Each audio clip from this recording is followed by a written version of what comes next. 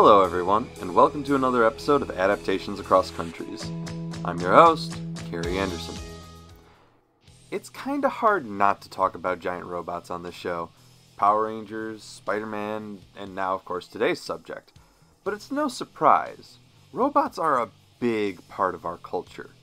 Japan with Tetsujin 28 or Gigantor, Hollywood with the movie Metropolis, the Max Fleischer Superman cartoons, and Isaac Asimov's iRobot.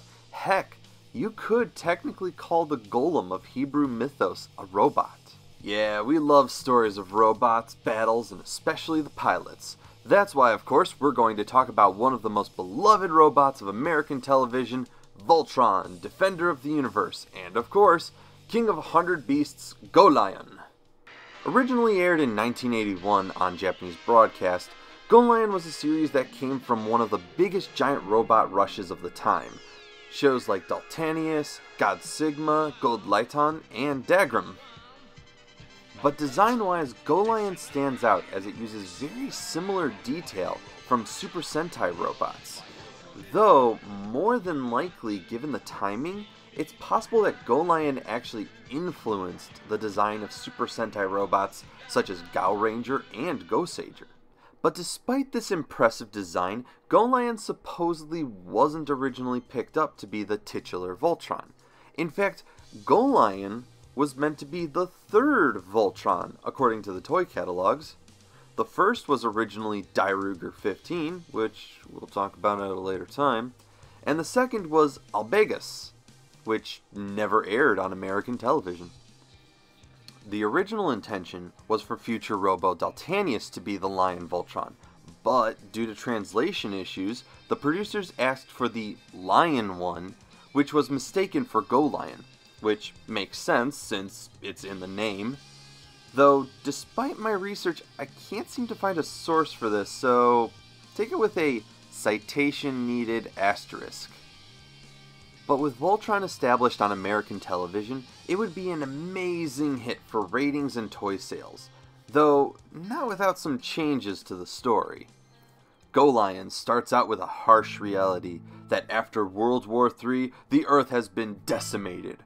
5 human space explorers return to its destruction only to be captured by the Galra Empire to fight as slaves in gladiatorial combat. Luckily, our 5 spacemen, Akira Kogane, Takashi Shirogane, Isamu Kurogane, Tsuyoshi Seido, and Hiroshi Suishi, escape and land on planet Altea. They enter the castle, where they encounter Princess Farla, and tells them to resurrect Golion to defend the universe from Galra.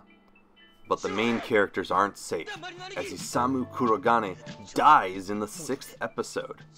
He's in the opening theme and is dead a 10th of the way through the series.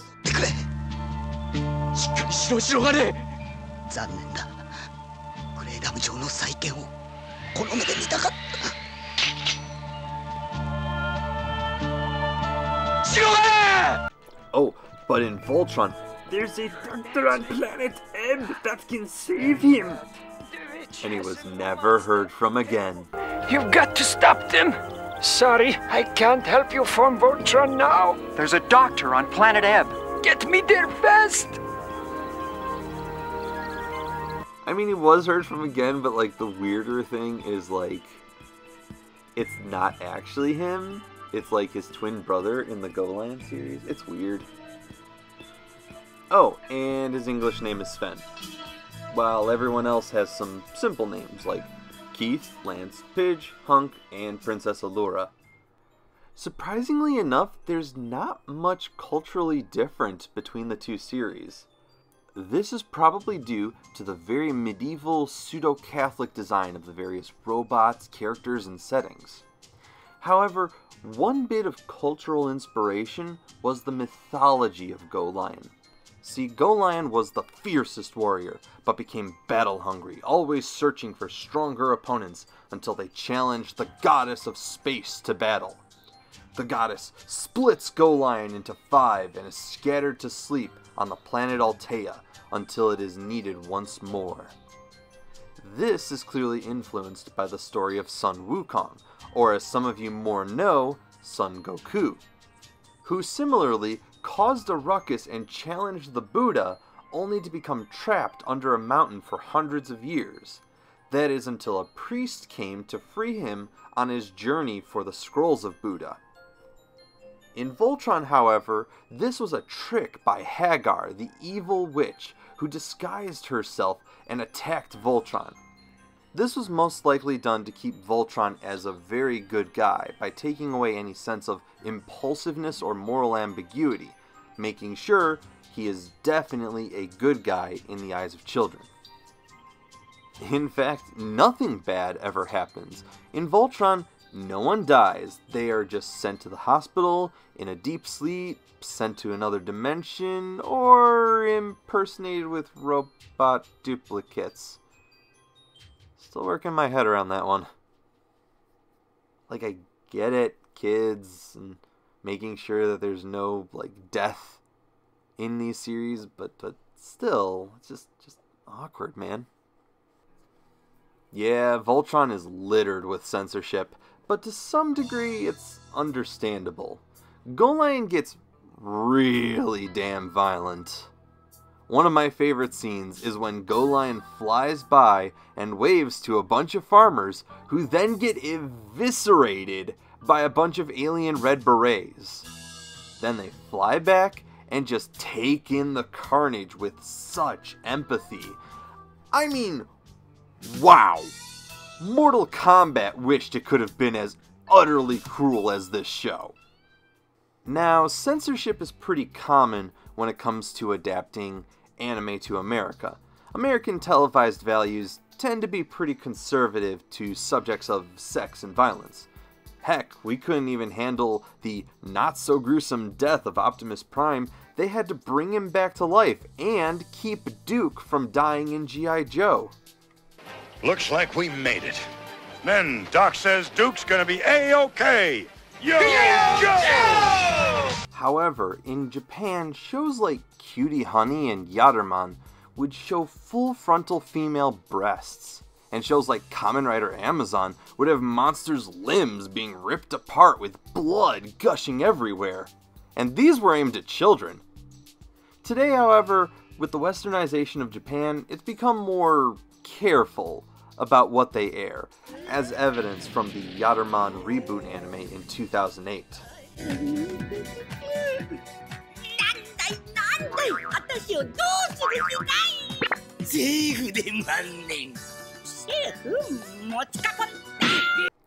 But besides censorship, the series would get a small bit of continuity by using the anime Dairuger 15. Though in Japan, these series would never have anything to do with one another, the writing of Voltron would connect them with the common thread of the Galaxy Garrison.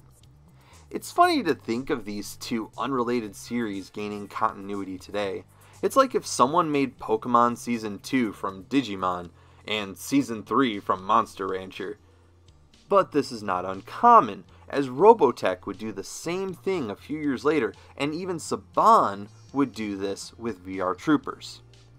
Speaking of Saban, just like in Power Rangers, World Events Productions would run out of footage for both Golion and Dairuger, but partway through the airing of Dairuger 15 footage, they would commission more Golion footage to air at the same time.